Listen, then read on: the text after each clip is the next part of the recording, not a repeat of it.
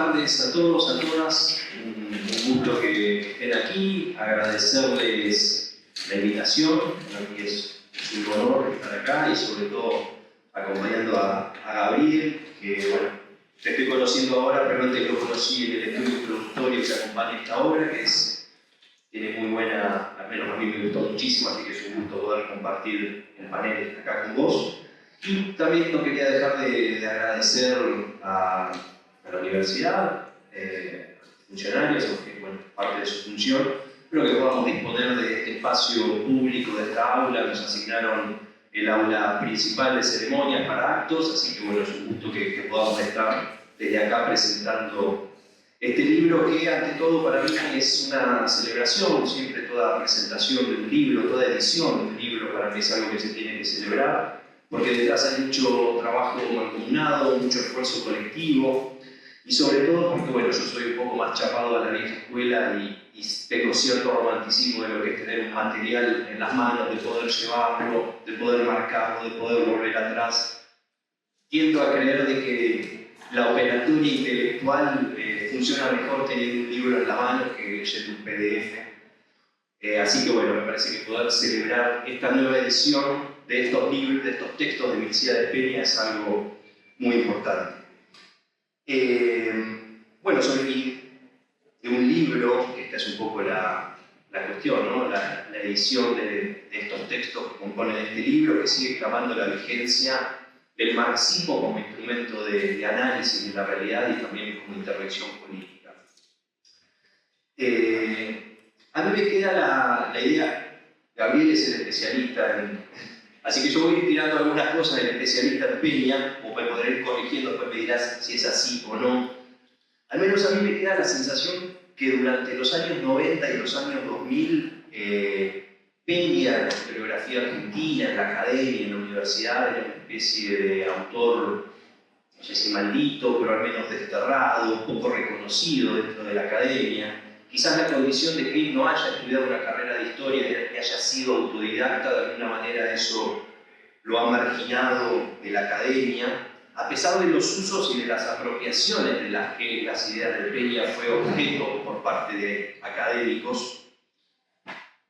Sin embargo, a pesar de ese destierro de Peña en la academia, acá en esta universidad, en la Universidad de la Patagonia, en la carrera tuve, tanto en Argentina 1 como en Argentina 3, tuve autores que nos aproximaron a su lectura. Susana López fue una de las primeras que, cuando veíamos la historiografía, las corrientes historiográficas en Argentina, nos planteó la existencia de este intelectual marxista, que recuerdo, me corregirá vos si es así, al menos la idea que a mí me quedó de lo que nos contaba Susana, es que cuando él era adolescente ya daba clases de marxismo, de materialismo, de dialéctica, y yo pensando, estudiando con 20 y pico de años, digo, ¿cómo este pibe con 15 años podría ya estar dando clases o lecturas sobre marxismo?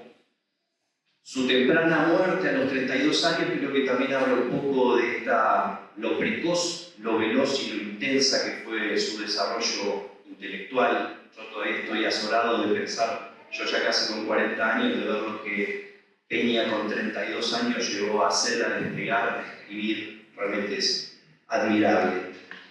Y luego en Argentina 3, ya con Mingo, Fernández Pícolo, empezamos a ver textos.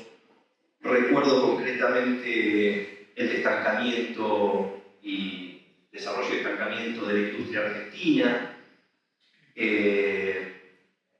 y también bueno, los textos en los que plantea la cuestión del conservadurismo y el institutismo en la clase obrera, que quizás es uno de los puntos más polémicos o más incompletos quizás en la obra de Peña. Y en aquel momento recuerdo que como estudiante al leer ese artículo uno reaccionaba un poco porque venía también acompañado con las lecturas del marxismo inglés, de Thompson, las lecturas de James, que de alguna manera nos daban herramientas para pensar a esos sujetos, para comprenderlos a partir del contexto y de la experiencia histórica concreta que esos sujetos tenían.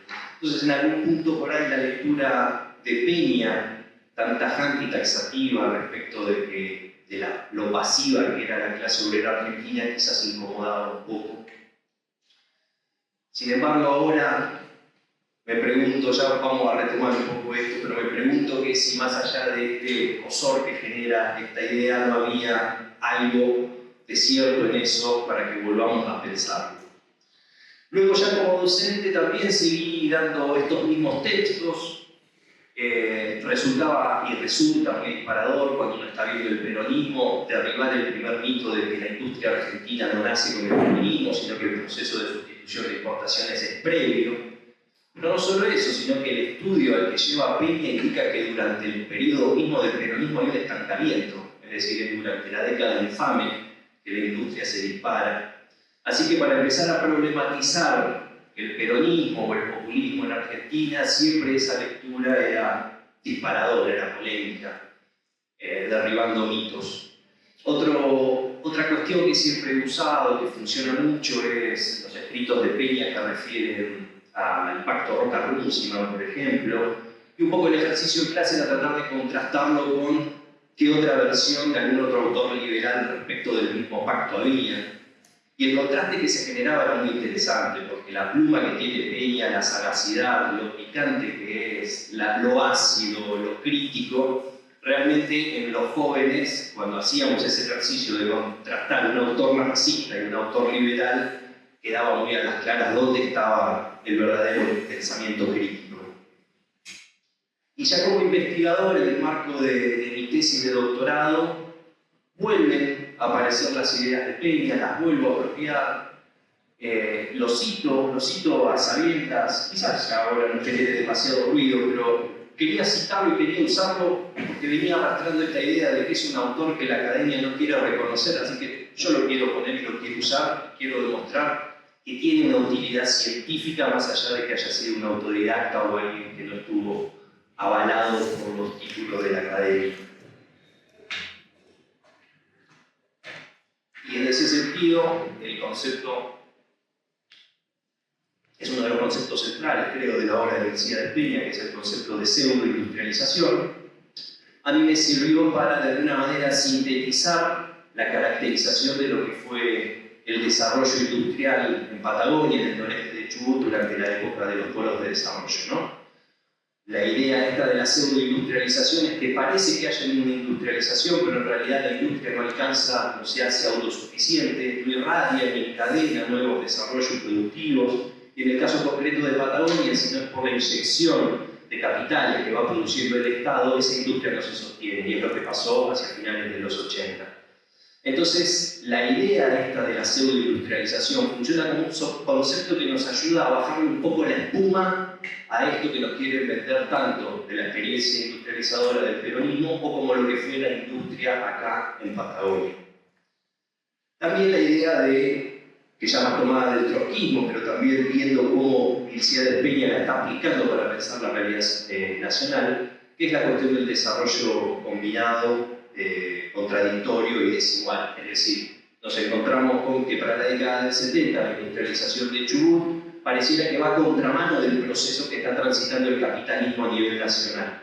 Mientras que a nivel nacional se está concentrando y desarrollando en profundidad, en Patagonia todavía había espacio para que las relaciones capitalistas fueran en un sentido de un desarrollo extensivo.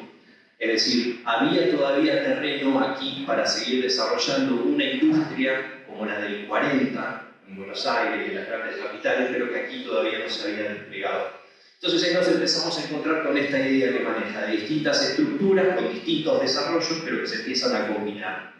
Entonces, bueno, un poco las ideas de Peña, digo yo pensando en que me formé, estudié y trabajo en esta casa, desde mi etapa como estudiante, como docente y como investigador, siempre estuvo, no te voy a decir de una manera central, pero siempre los textos y las ideas de Peña estuvieron acompañándonos.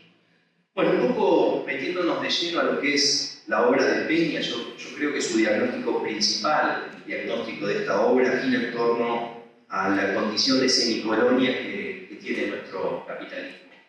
Yo pensaba en algún punto si la idea del capitalismo dependiente o lo que van a ser los teóricos de la dependencia después en la década del 70 no están continuando, no están siguiendo en diálogo con estas primeras ideas que plantea Peña. Y es lo que va a plantear es que esta condición de que es un capitalismo que a su vez depende, un capitalismo menor que depende de otras relaciones capitalistas internacionales, un poco lo que él observa es que eso obturó el desarrollo tradicional de las fuerzas motrices del capitalismo. Y ahí es donde entra a jugar con su noción del trotskismo de la revolución permanente. Es decir, en contra de la idea del etapismo para llegar a la revolución, de que primero tiene que haber una revolución industrial, desarrollarse una burguesía, que la burguesía esté desarrollada, una clase obrera, que va. Lo que observa Peña es que ese diagnóstico no se puede aplicar a un capitalismo dependiente o a un capitalismo que tiene la condición de semicolonia como el de Argentina. Entonces ahí empieza a ver esta idea de la revolución permanente de que, bueno, en realidad lo que hay que hacer es saltearse esa etapa y lo que se necesita para poder llevar adelante las tareas, primero de democratización fundamentales, es pensar en un gobierno obrero, ¿no? Esta es un poco la apuesta de Peña. Pero el quietismo y el conservadurismo, como les decía, que él observa en la clase obrera argentina, de alguna manera frustran esas ansias revolucionarias que tiene Peña. Esta imposibilidad de que la revolución la tenga que encarar una clase obrera que no está lo suficientemente desarrollada como para asumirlo, esta imposibilidad del pensamiento de Peña, otros han visto, estoy pensando en Tarkus, en Baracha quizás, que lo ven como una tragedia, ¿no?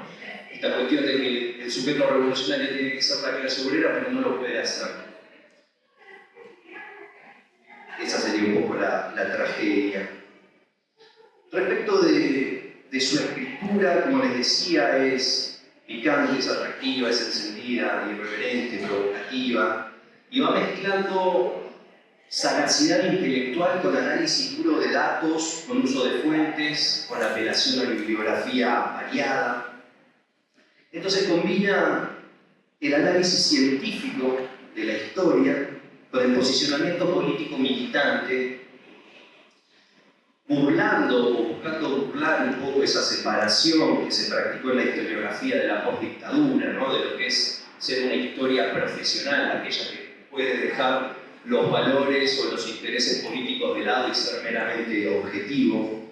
Creo que lo que hace Peña es justamente demostrar muy tempranamente lo tonto de este razonamiento, porque su pluma militante, su sagacidad política se combina perfectamente con sus aspiraciones científicas, con el análisis de datos que él desarrolla. Entonces nos está demostrando, creo, y algo creo que de esto también es un poco el corazón del estudio introductorio de Gabriel, que la cuestión del militante y del pensador no necesariamente tenga que independizarse, ¿no? Un poco creo que también es lo que plantea Horacio Tarkus, ¿no? Al plantear esta, como, en algún punto creo que Tarkus lo plantea como que es un intelectual que tiene un desarrollo autónomo, o que florece cuando se decide de la militancia más orgánica, y no nos permite pensar, y esta es una de las respuestas quizás que luego de leer el ensayo introductorio empecé a pensar,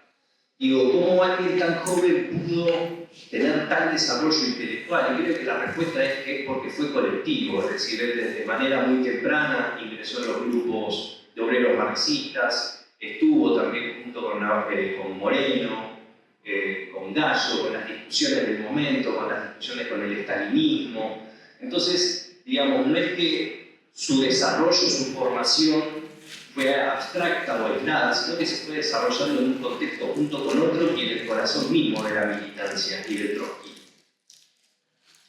El título de la obra, Debate sobre la burguesía argentina, la liberación nacional y el peronismo, creo que agrupa las tres principales o tres de las tesis más grandes que atraviesan el libro. La primera de ellas es la o el primer mito que la tesis de Peña viene a debatir, es el de la separación de intereses entre una burguesía industrial y una oligarquía terrateniente, ¿no? Esta cuestión de que por ahí muy simplistamente se ve de que para que haya un desarrollo industrial tiene que haber medidas de proteccionismo, pero para que el campo se desarrolle tiene que haber libre cambio. Entonces presentándolo como dos sectores de clase que tienen sus intereses en distintos lugares y que no se cruzan. Parte también de la caracterización que va a hacer Peña de esa burguesía, que no es innovadora, que es meramente especulativa y parasitaria, y que en ese sentido se parece mucho a su hermana de leche, que es la burguesía terrateniente, ¿no? Acá está la apuesta historiográfica, creo una de las primeras o principales que hace Peña, era de venir a romper con esta falsa idea de que nada tienen que ver la oligarquía terrateniente y la burguesía industrial. Y parte de esa idea fundó o fue fundante de muchos otros clásicos que sí fueron reconocidos y tomados como parte de la bibliografía obligatoria dentro de la carrera de historia. Estoy pensando cómo esa idea, esa tesis vino a alimentar trabajos como lo de Dumin y Portantiero, sobre todo en la primera parte de los estudios sobre los orígenes del peronismo, crecimiento industrial y herencia de clases en Argentina. También en el trabajo clásico de Jorge Sábato, que se llama La clase dominante en Argentina moderna. De nuevo, es la misma idea, más desarrollada, pero es aquella que primero observó tempranamente Peña. Creo también, acá no estoy seguro, pero la tiro así, creo encontrar también en el concepto de Eduardo Basualdo de oligarquía diversificada, justamente esto que está observando Peña, de que el campo también diversifica sus intereses y muchas veces también invierte en la industria o en circuitos que no necesariamente están o en el campo o en la industria, ¿no? Hay como una especie de hibridación de estas clases, entonces lo cual hace el análisis mucho más complejo de lo que en principio se creía.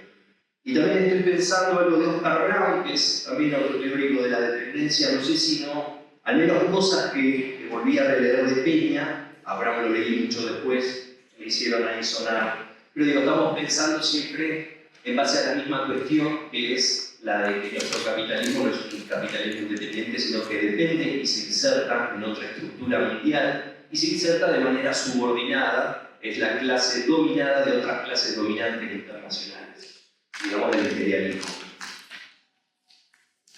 El segundo eje, o la segunda tesis fuerte, ya la adelanté, que es el de tirar abajo este mito de la magnitud que tuvo el crecimiento industrial durante el peronismo. Estas son las tesis que va a desarrollar en las publicaciones de Fichas. Y ahí es donde él desarrolla la idea de la pseudoindustrialización, planteando que el crecimiento sea entre el 35 y el 46 y que en verdad en el periodo peronista se realiza un estancamiento. Y por último, otro eje, el tercer eje, que es el que tiene que ver con el peronismo y la relación que tiene con el movimiento obrero. Acá es donde él apela a la categoría marxista de bonapartismo para, en vez de pensar en un populismo, piensa en un Estado o en un gobierno que se posiciona como autónomo, como por sobre los intereses de las clases particulares. Pero sin embargo creo que en la apreciación, como les dije al principio, la apreciación que tiene de la clase obrera, creo que ahí es donde encontramos uno de los puntos flojos. Peña va a decir que le falta madurez a la clase obrera, madurez también, falta de madurez ideológica, por el mediocre desarrollo que tuvo el capitalismo nacional. Entonces este es un poco el diagnóstico que él está haciendo, que no tiene una tradición de lucha, que no hay una experiencia nacional, que están manipulados por un líder carismático, que funcionan como masa de maniobra. Digamos, todas estas son las ideas que comparte, o no sé si las tomará, Gino Germani, ¿no? Respecto de la heteronomía y la racionalidad de las masas. Esto es algo que siempre en primer año le damos, ya estoy de una alumna, como les decíamos, cuál es la mirada que tiene Germani. Bueno, eso nos permite identificar, por ejemplo, cuando leemos a Peña, que también comparte de alguna manera esa misma apreciación sobre las masas, ¿no? El movimiento de masas, que lo ve como irracional, como heterónomo, que las están manipulando, que los están ordenando qué hacer.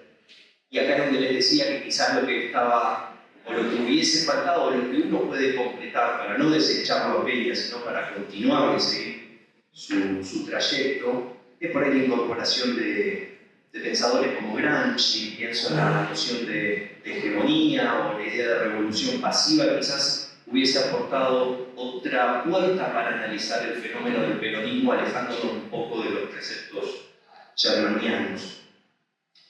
No obstante, más allá de la crudeza de la crítica, como les decía al principio, vuelvo a preguntarme si sigue siendo inexacto ese reproche de que por culpa del peronismo no se logró superar una conciencia corporativa y nacionalista. En ese sentido, pienso, bueno, como hacemos siempre los historiadores, partiendo de pensar la realidad presente y pensar un poco cuál es la actualidad del movimiento obrero, de las centrales obreras y qué papel tienen, ¿no?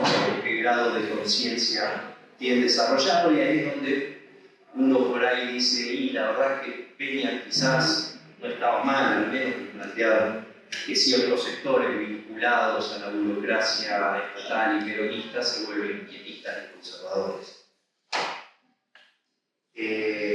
Al respecto, les quería leer algo que creo que marca bastante esta cuestión que yo les digo de la forma de la escritura que tiene, que lo hace ser muy sagaz, muy crítico, muy picante. Y les quería leer una parte, al menos a mí me encantó cuando lo leí, sobre todo porque me hizo pensar algunas que dije, claro, algo que tenés enfrente y que no lo estás viendo, y me marcó bastante cuando lo releí. Que es sobre el 17 de octubre, ¿no?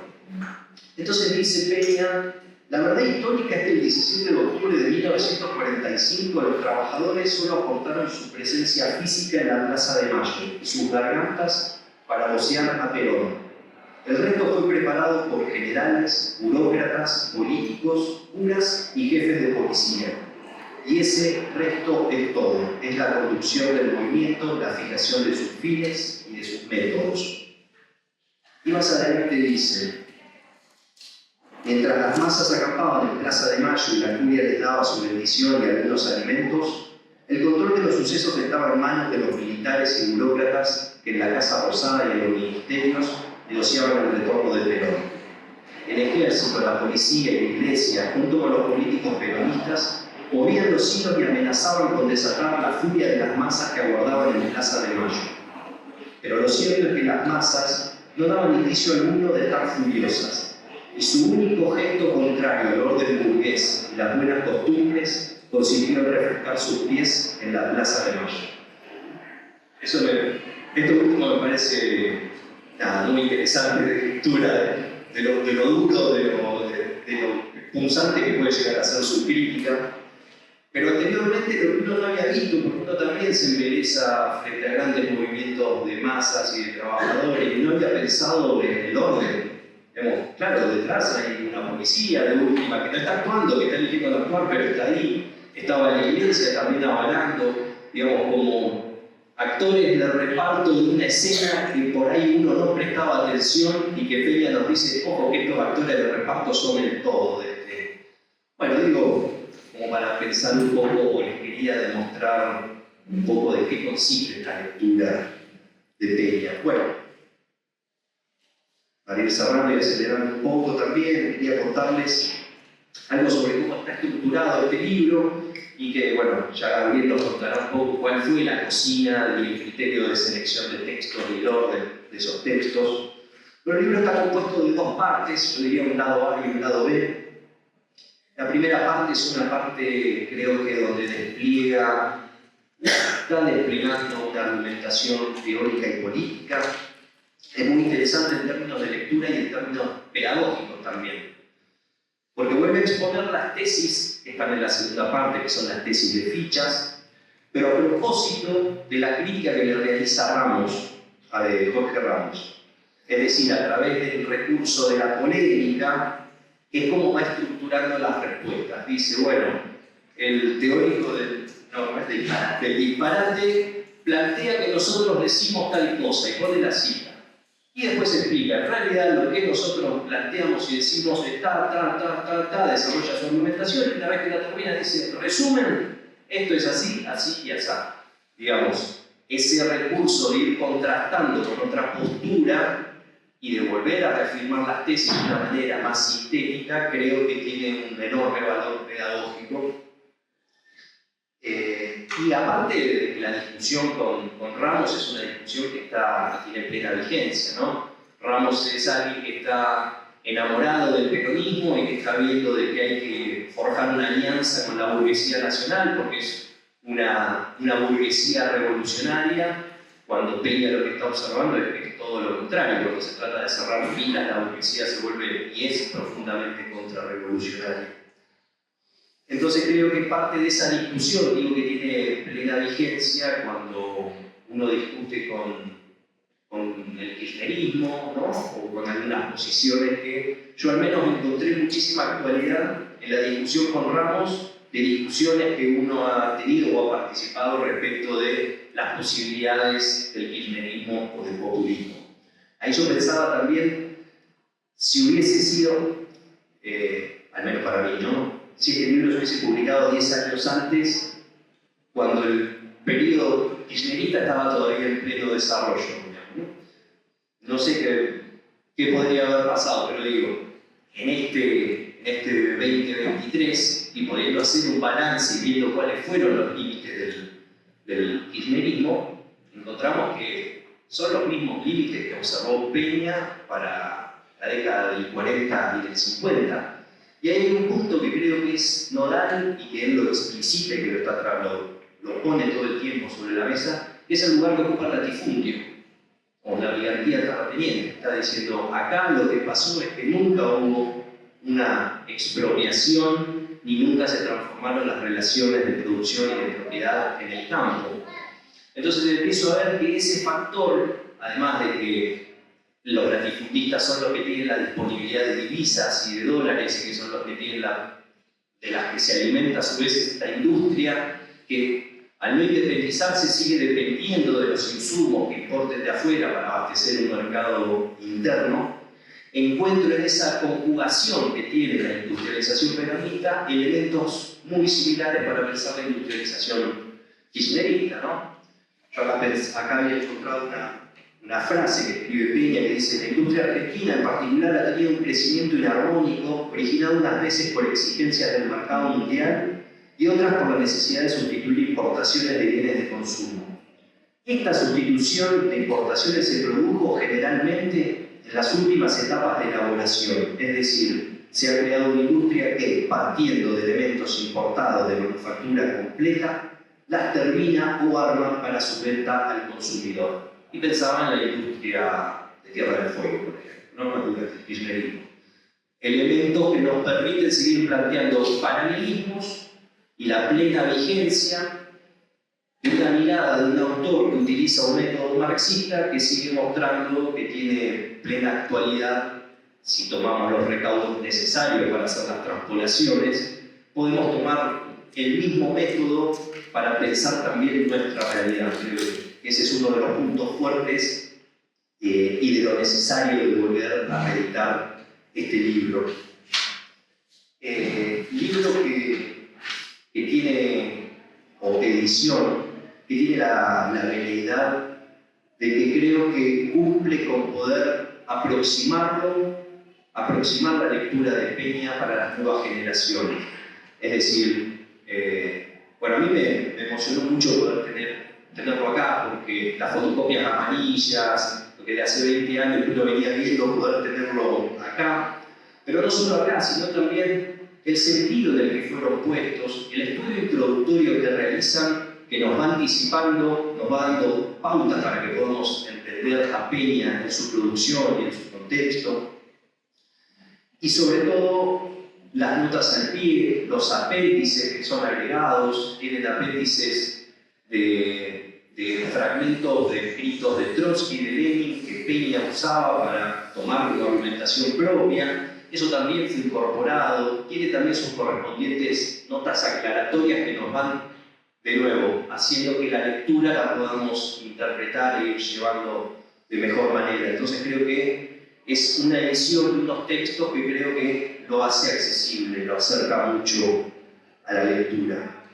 Así que bueno, en conclusión, ya para ir cerrando, y también para invitarlos a que se lleven un ejemplar, obviamente, es que es una obra que no puede faltar en la biblioteca de un estudiante o de un entusiasta de la historia, no solo porque problematiza problemas históricos desde una matriz marxista, demostrando en el ejemplo cómo se aplica, cómo funciona el marxismo, sino que también funda corrientes historiográficas, tiene una pluma picante, como les decía, e incomoda, pero sobre todo porque tiene vigencia para seguir pensando una realidad argentina que en esencia no ha logrado dejar atrás su condición de semicolonia.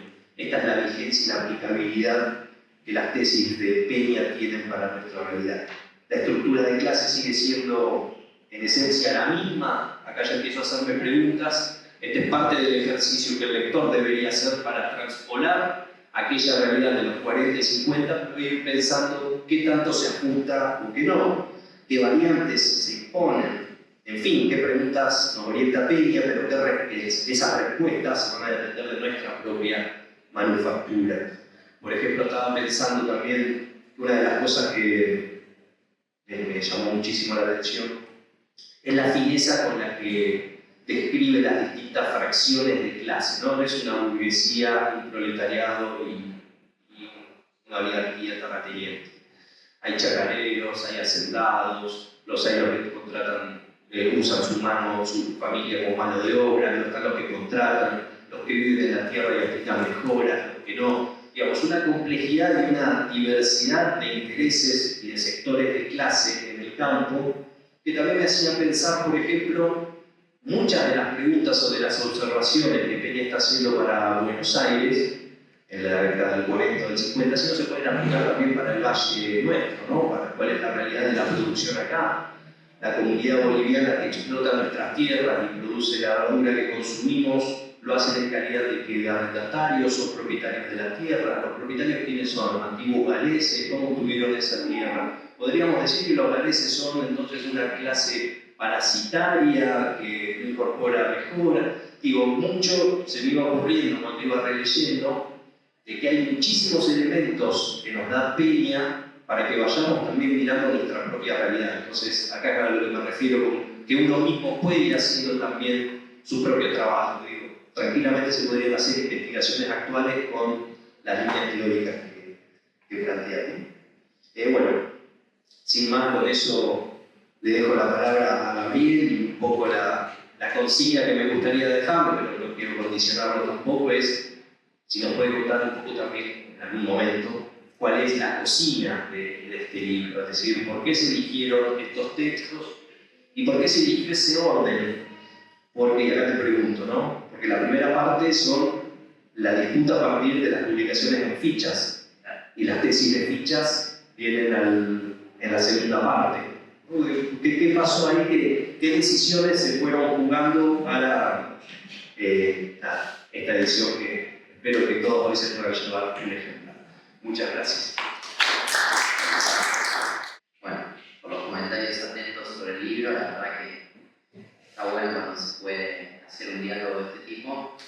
A mí me gustaría comentar un poco para quienes no conocen a la obra de Peña, un poco por dónde entra, digamos. O sea, yo estaba pensando, ¿no? Si uno se encuentra con el libro y dice, bueno, vengo a la presentación, vengo acá a la universidad y lo encuentro, ¿con qué me voy a encontrar, digamos? O sea, ¿con qué me toco? Porque como decía recién Axel, bueno, efectivamente es un autor que muchas veces o no entra, o entra a través de otros autores, pero es difícil a veces encontrar una lectura directa.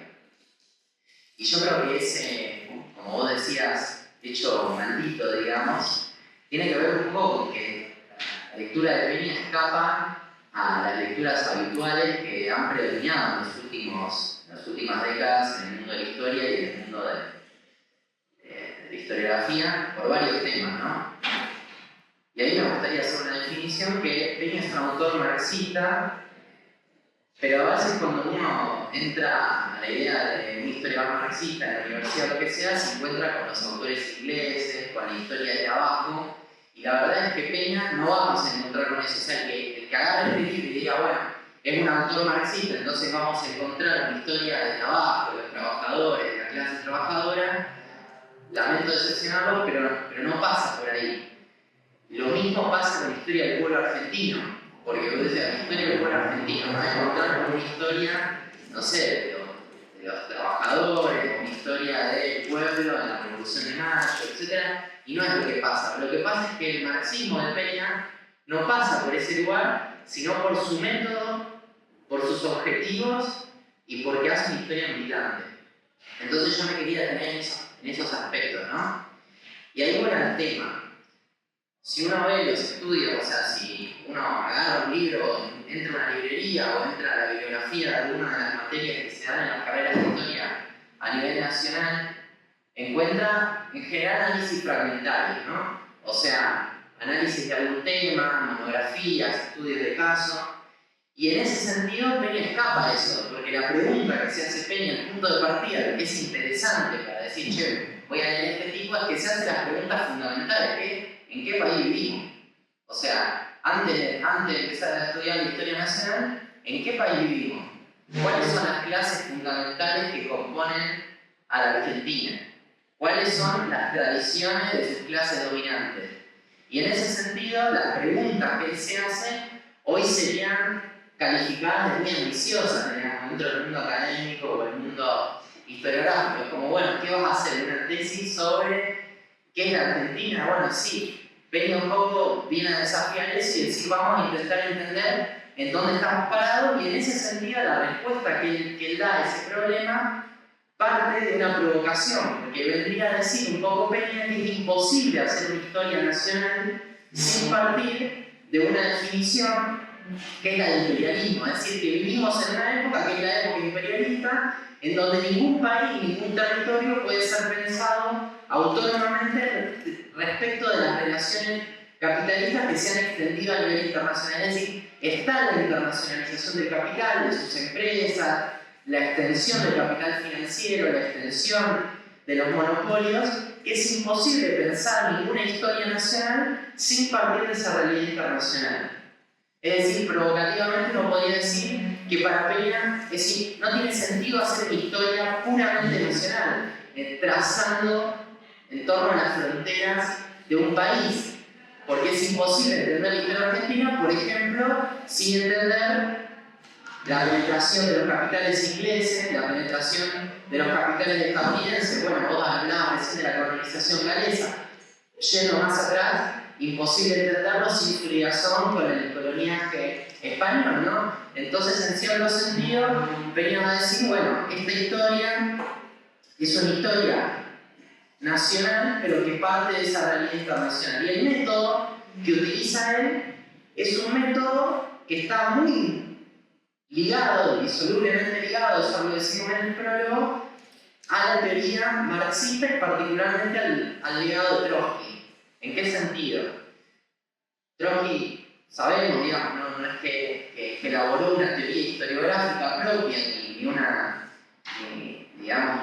ni explicitó su método historiográfico, pero tiene algunas obras que son históricas y particularmente su principal obra, que es Historia de la Revolución Rusa, en ese sentido, cuyo primer capítulo es un capítulo que parte de una pregunta que parecería justamente la gran paradoja de la Revolución Rusa. O sea, ¿cómo puede ser que en un país de origen, o sea, mayormente campesino, atrasado en los términos, digamos, de desarrollo económico, donde predominaban las tareas democrático-burguesas, etc., quienes hacen la revolución es el proletariado industrial?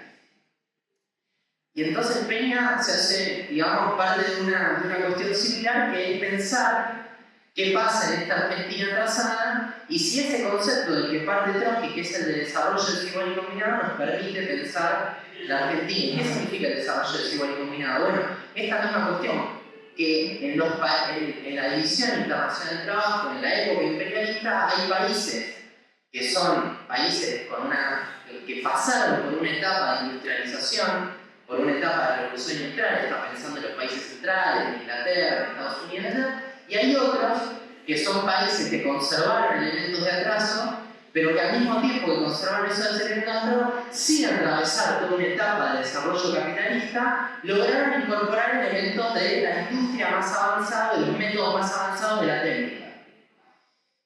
Entonces se da una estructura paradojal, porque países que conservan muchos elementos de atraso económico, el latifundio, por ejemplo, en Argentina, dice Peña, van a combinarse, van a estar conviviendo en la misma estructura social con tal vez elementos de una industria avanzada, como puede ser la industria automotriz, ¿cierto? Él pone esos ejemplos. Trotsky va a poner otros, ¿no? Pero es la misma lógica, es decir, que pueden convivir. Pero esto tiene una consecuencia muy importante en el método historiográfico de Peña y una consecuencia política importante. ¿Por qué? Porque él va a decir, ojo, si queremos analizar la estructura social de este país, tenemos que pensar cuáles son los intereses fundamentales de las clases que lo componen.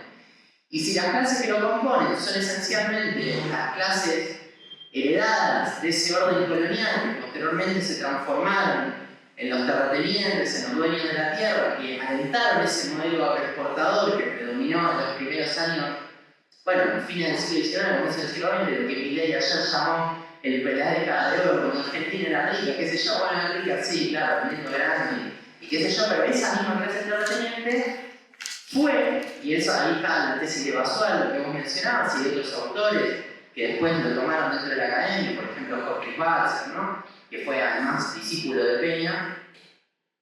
Esa misma clase terrateniente fue la que alentó en ciertos nichos de industrialización en el país, pero ¿cuál es la consecuencia política? Que no resultaron contradictorios con esa estructura trazada. Es decir, esa es la gran tesis de Peña, es decir, que la llamada burguesía nacional, que la burguesía industrialista, no es un sector de la burguesía, no es un sector de las clases dominantes diferenciado de esos terratenientes. Y eso tiene una consecuencia muy importante políticamente. ¿Por qué? Porque ¿cuál es la idea fundamental del peronismo? O sea, el alma mater del peronismo. Es la idea de la independencia política, la soberanía económica, ¿no? La idea de un país que si se industrializa, que si logra un desarrollo industrial autónomo, puede liberarse de la dependencia nacional y por lo tanto resolver ese problema histórico de la Argentina. Y lo que pasa es que el peronismo le pone un sujeto concreto a eso, que es los sectores industrialistas de la burguesía junto con la clase trabajadora, sectores del ejército, etc. Un bloque con intereses nacionales. Esa es la gran tesis que sostiene una parte del peronismo en esa época y sobre todo con quien polemiza Peña, que es Jorge Abelardo Ramos, que es un teórico que viene paradójicamente del trotskismo, o sea, sus orígenes están en el trotskismo, y luego él rompe con el trotskismo junto con una parte del Partido Comunista de aquella época que incluso adopta algunas tesis del comunismo, del stalinismo local, que justamente veía etapas del desarrollo, ¿no? Donde había primero una etapa de desarrollo capitalista de la mano de la burguesía y del desarrollo industrial, y después vendría una etapa donde se plantearían las tareas de la revolución proletaria y qué sé yo. Pero digo, entonces acá Peña va al núcleo de la discusión con el peronismo. Dice, ojo, esa burguesía no tiene ningún tipo de interés en desarrollar una autonomía respecto del imperialismo. ¿Por qué? Porque esa industrialización, porque ese proceso de industrialización no es contradictorio con los intereses del imperialismo. Es una industrialización que es compatible con el atraso. Y no solamente es compatible con el atraso, sino que los mismos que son los representantes de ese atraso, los terratenientes, son los dueños o los capitalistas que invierten en esa línea. En ese sentido es una reconstrucción rigurosa. O sea, y acá hay otro concepto importante. Vos lo decías un poco recién. La visión militante de Peña, o sea, él lo que va a decir, que es un concepto que a mí me gusta, es que objetividad no es lo mismo que neutralidad en la historia. O sea, uno puede ser completamente objetivo desde el punto de vista de hacer un análisis riguroso, lo cual no significa no tomar partido en ese análisis. Digo, Peña es explícito permanentemente, dice yo reconstruyo esta tesis historiográfica en función de decir algo muy claro, que es que si la burguesía no va a ser la que lleve adelante las tareas de liberarnos de la dependencia nacional y de resolver los problemas del atraso, de la dependencia, etc., los únicos que pueden llevar adelante esas tareas es el proletariado, que no es más que la otra gran tesis de Trotsky en su teoría y en su libro de la historia de la Revolución Rusa, que es la teoría de la Revolución Permanente, ¿no? O sea, ¿qué dice la teoría de la Revolución Permanente? Muy sencillamente, en una de sus tesis, en la primera tesis, es que la resolución íntegra y efectiva de las tareas de la liberación nacional y de las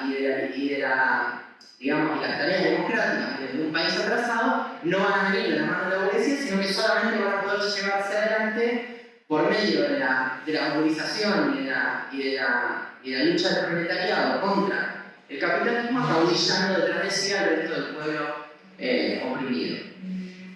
Y en cierto sentido esa es la apuesta historiográfica de Peña, ¿no?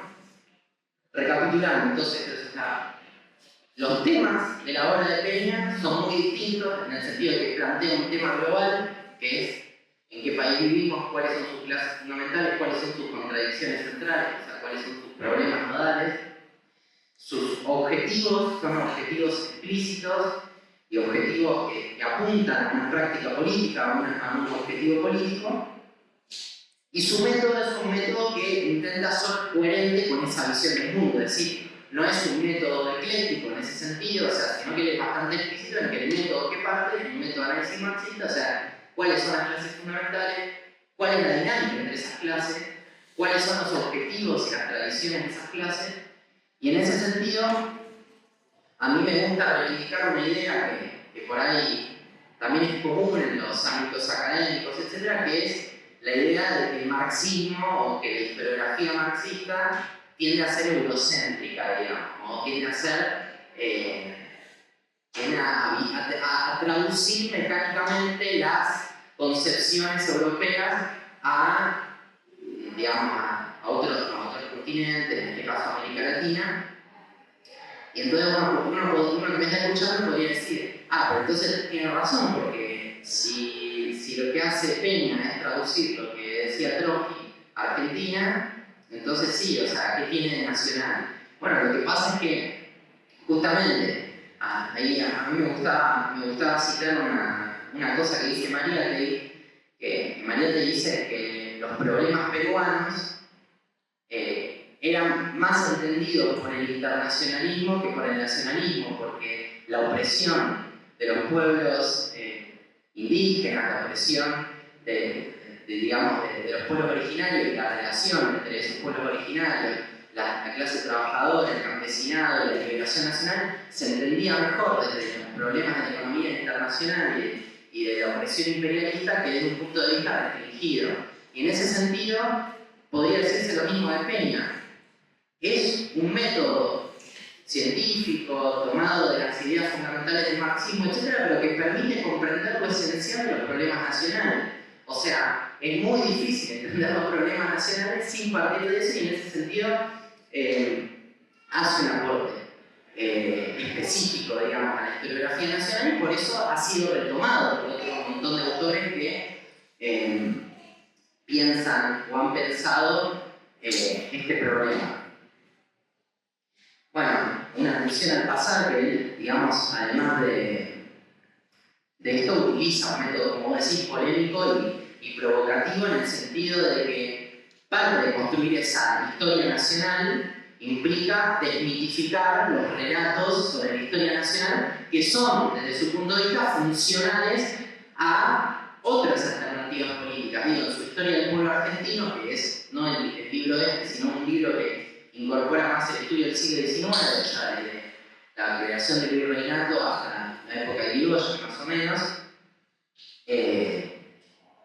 incluso antes, él va a discutir con la tesis de la historia liberal, de la historia mitrista, de la historia revisionista, pero con esa intención, del tono polémico, que también es poco común en la historiografía actual. En general, me da la impresión de que en las cosas que nosotros habituamos a leer en la universidad o lo que sea, se intenta mantener cierto tono de neutralidad política o de cordialidad o de diplomacia, lo cual muchas veces está bueno, porque siempre que se hace historia se toma un punto de vista político, digamos, porque las preguntas siempre son políticas. Si uno estudia la clase obrera, no es lo mismo que si no la estudia o si, digamos, y muchas veces intento ocultar, y en ese sentido venía, digamos, lo que va a decir es que efectivamente para construir una historia marxista, una historia, digamos, que lleve este punto de vista político, es necesario desmitificar las otras historias y por lo tanto va a tener un método polémico.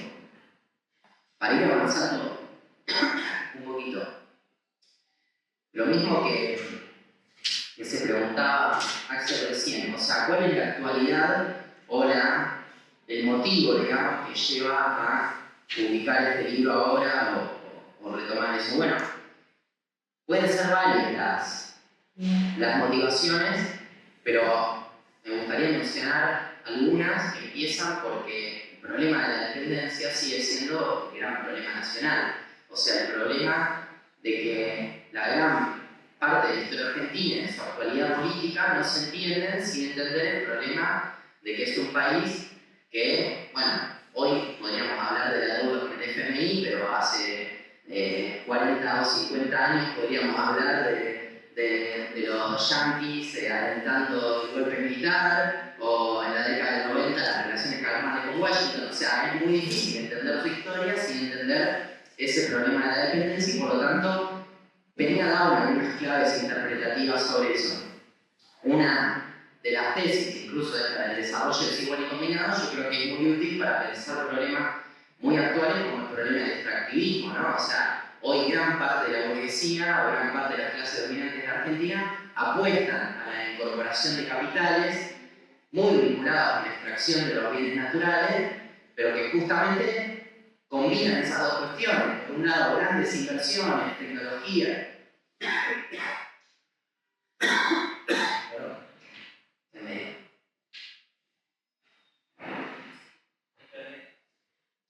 Digo, grandes inversiones, tecnología, etcétera, pero que al mismo tiempo conviven justamente con beneficiarse de ese atraso, en muchos casos expresado en algo tan simple como lo barato que resulta la mano de obra en Argentina, ¿no? O sea, claramente es muy fácil para un capital inglés o alemán o yankee o lo que sea venir acá, pagar $90 un salario, $100 un salario y, digamos, llevarse toneladas de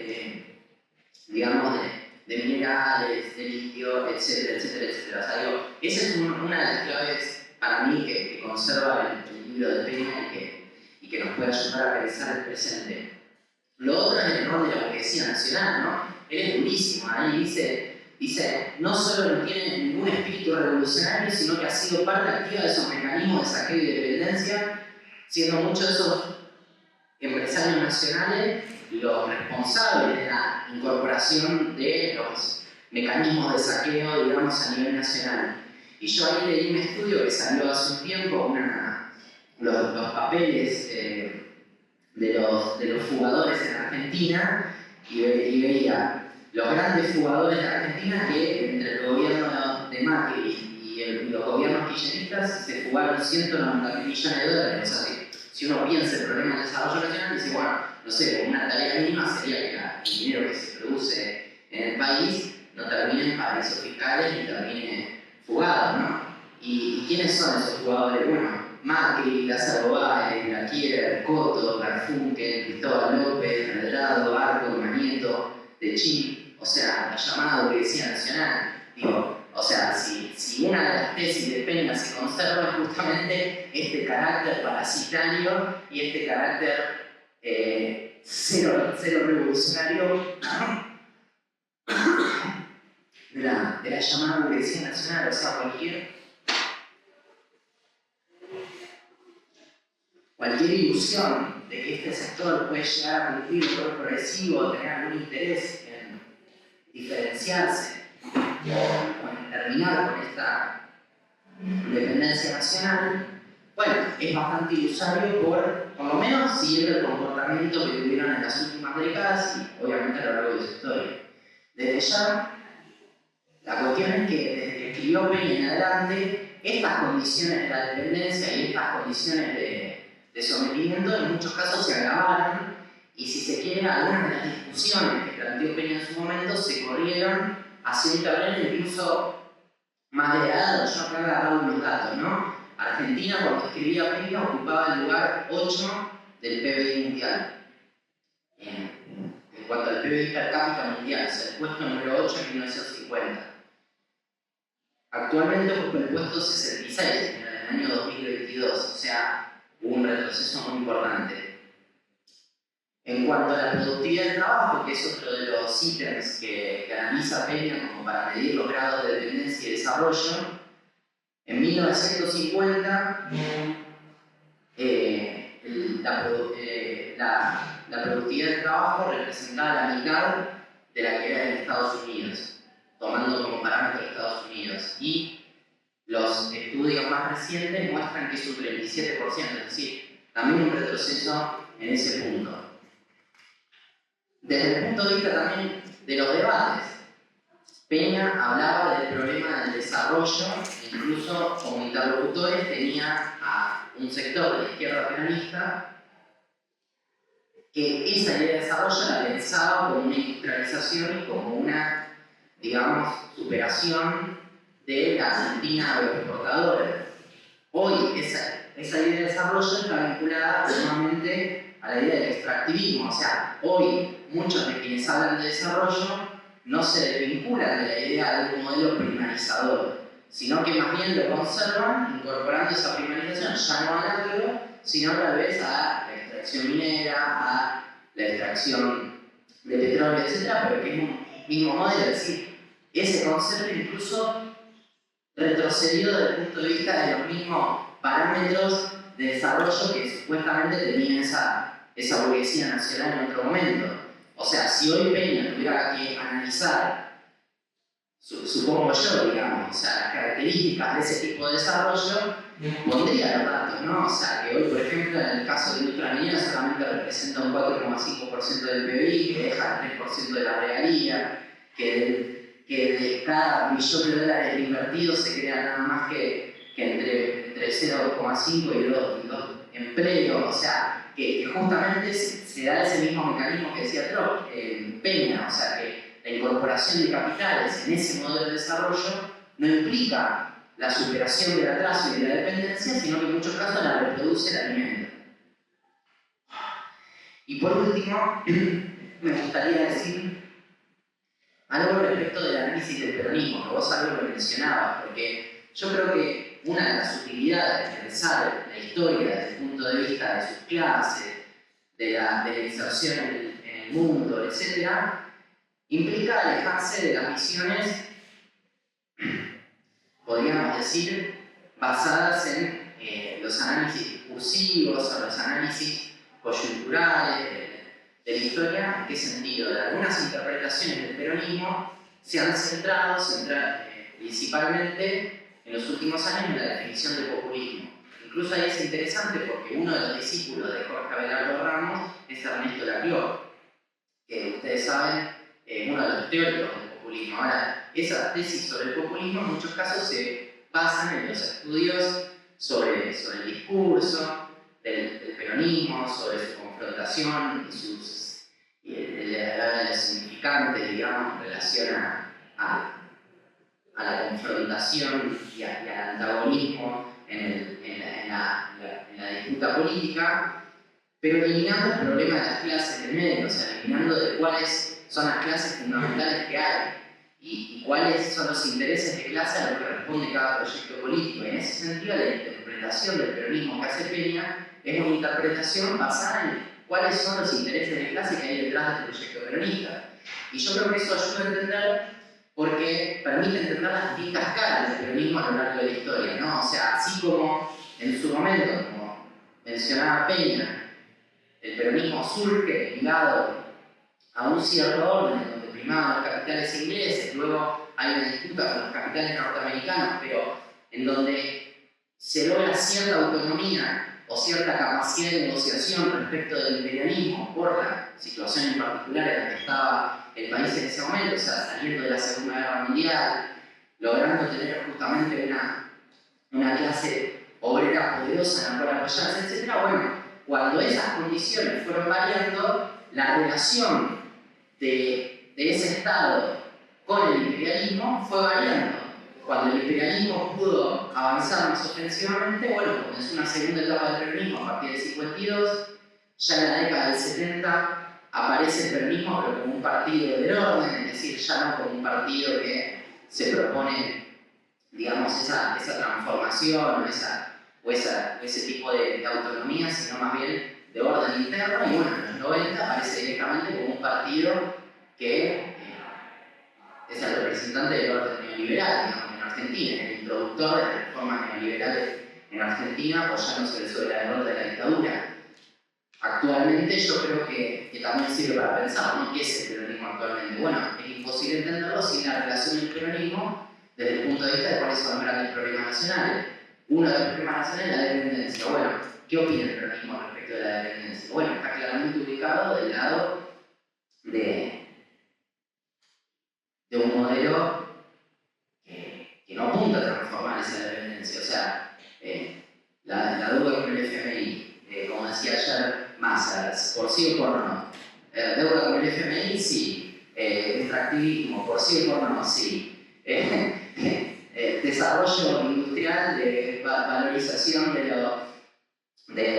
digamos, de industrialización de las materias primas que se extraen acá, por sí o por no, no. Bueno, entonces digo, los grandes problemas o las grandes variables, bueno, son continuidad de salarios de miseria y de baja productividad de trabajo y de, digamos, en esos términos, y de salarios a la baja. Sí, bueno, entonces, digo, desde ese punto de vista ayuda a entender con esas preguntas que se hace Peña, ayuda a entender mejor las características del peronismo. Y para terminar me quería referir a algo que vos decías respecto de la clase trabajadora.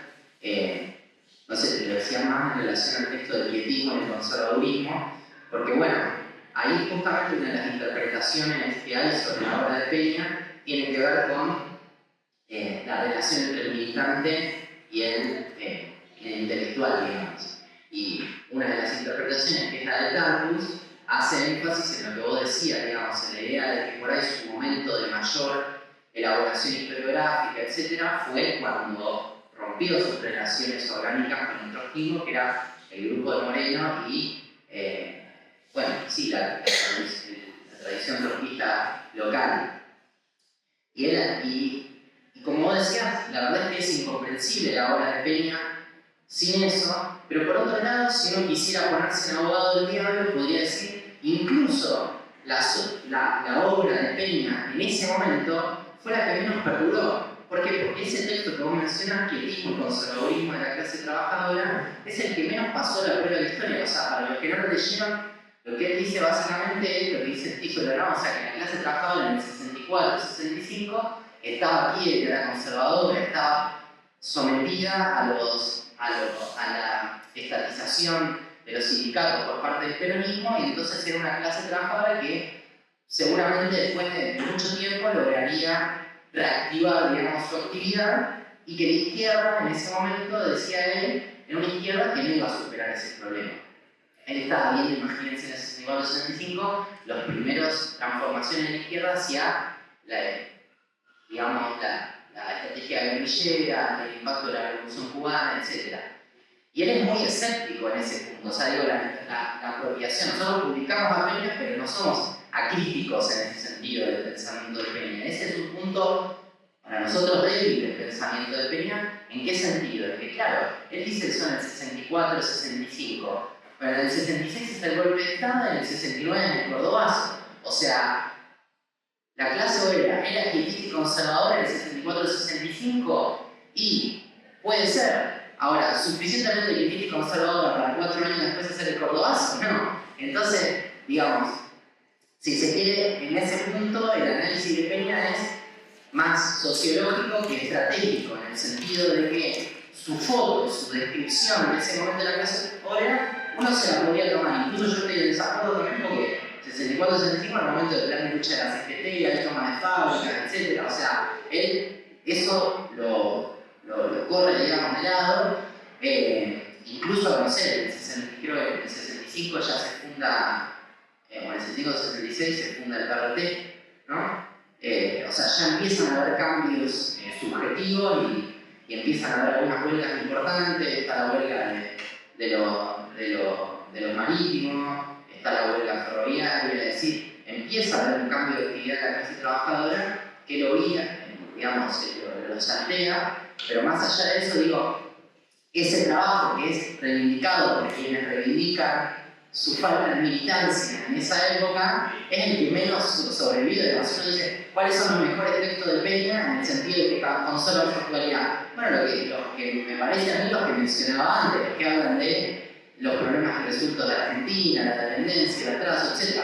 ¿Cuáles son los que menos se comprobaron a lo largo del tiempo? Bueno, los más escépticos, la verdad, de Peña. O sea, como decían, no, la clase obrera no. Y yo digo, pensaba, ¿no? O sea, digo, hoy la clase trabajadora, uno podría ser si se quiere, si uno lo mira escépticamente, podría decir, bueno, hoy en la clase obrera sí, claramente, no es un momento de su actividad más revolucionaria, digamos. O sea, es una clase trabajadora que efectivamente, para mí, producto de las burocracias sindicales, de una línea de movilización, etc., no ha venido en los últimos años protagonizando la escena política, aunque con momentos importantes, en muchos casos parciales, ¿no? O sea, qué sé yo, tuvimos los trabajadores de Jujuy, hace poco se movilizaron fuertemente, en Neuquén, ¿no? Cuando fueron los trabajadores de la salud, o bueno, en 2017 contra la reforma jubilatoria de Macri, etc. Pero uno podría decir, en términos generales, incluso pese a esto, puede decir, bueno, es relativamente todavía algunas luchas defensivas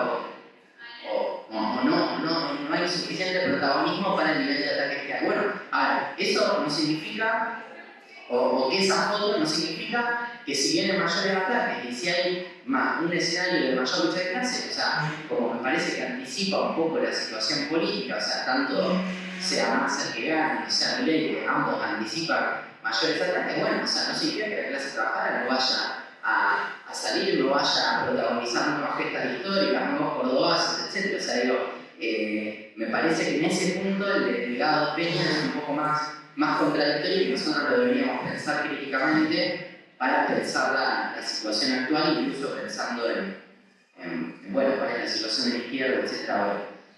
Entonces, nada, o sea, por lo que vos me preguntabas, digamos, nuestra idea era un poco rescatar estos hilos de continuidad, ¿no? O sea, que si se quiere hacer una historia desde el marxismo en la Argentina, pensar una historiografía marxista, si hay nuevas generaciones, y yo me incluyo, digamos, y nosotros nos incluimos en eso, digamos, como parte de pensar, bueno, hay que partir de estas reflexiones, de este método, de estas ideas, y, si se quiere, de ese hilo rojo, digamos, que une a aquellos trotskistas que intentaron pensar eso. O sea, imagínense, eso también me parece importante remarcarlo, o sea, cuando nosotros a veces lo mismo, ¿no? O sea, podríamos pensar la situación de la izquierda hoy, que algunos compañeros dicen, no, bueno, pero hoy la mayoría de la clase trabajadora vota a Milei o vota a Massa, lo que sea. Bueno, cuando Peña estaba escribiendo esto, el trotskismo era una muy pequeña minoría realmente, y el peronismo era el peronismo de Perón, no era el peronismo de Massa, digamos.